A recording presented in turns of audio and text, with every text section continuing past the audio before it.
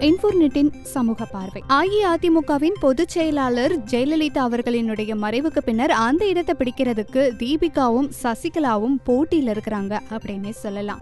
அந்த வகையில தீபிகா அளித்த பேட்டி ஒன்றுல என்ன சொல்லியிருக்கிறாங்க அப்படின்னா, சூழ்நிலையும் வாய்ப்பும் ஏற்பட்டுச்சு அப்படின்னா நான் அரசியலுக்கு வர்றதுல தப்பே கிடையாது. மக்கள் முடிவு தான் மகேசன் முடிவு. இது குறித்து அவங்க தான் முடிவு சொல்லணும். மக்களினுடைய முடிவை கட்சி கண்டிப்பா ஏற்கணும். மக்களின் மனநிலைக்கு ஏற்ப கட்சியின் எதிர்காலத்தை வகுத்துக்கணும். சசிகலா இல்லைன்னா அவங்களுடைய உறவினர்கள் யாரையுமே வாரிசாக்க என் அத்தை ஜெயலலிதா நினைச்சு கூட பார்த்ததில்ல. அவங்கள அரசியலுக்கு அப்பால தான் நிறுத்தி வச்சிருக்கிறாங்க. நான் ஜெயலலிதாவோட மருமக. எல்லா விஷயமுமே எனக்கு தெரியும். இது சம்பந்தமா பல முறை விவாதம் நடந்ததும் தெரியும். அத்தை ஜெயலலிதாவுக்கு நானே உண்மையான வாரிசு. சசிகலாவை அதிமுக பொதுச் செயலாளரா பதவி ஏற்றுக்கொள்ளும்படி அதிமுக நிர்வாகிகள் கூறுறதெல்லாம் துரதிருஷ்டமான விஷயம் அப்படின்னே சொல்லலாம். கட்சி தொண்டர்கள் என்ன நினைக்கிறாங்க அப்படிங்கறத உறுதியா சொல்ல முடியாது. மக்கள் நிச்சயமா ஏற்க மாட்டாங்க. இது ஒரு மனக்கசப்பான சூழ்நிலையை ஏற்படுத்தும். என் அத்தைக்கு தெரியாம நிறைய விஷயம் நடந்திருக்கு. இத பத்தி அவங்க கடும் கோபமும் அடைஞ்சிருக்கிறாங்க. இது கட்சி தொண்டர்களுக்கு தெரியாது.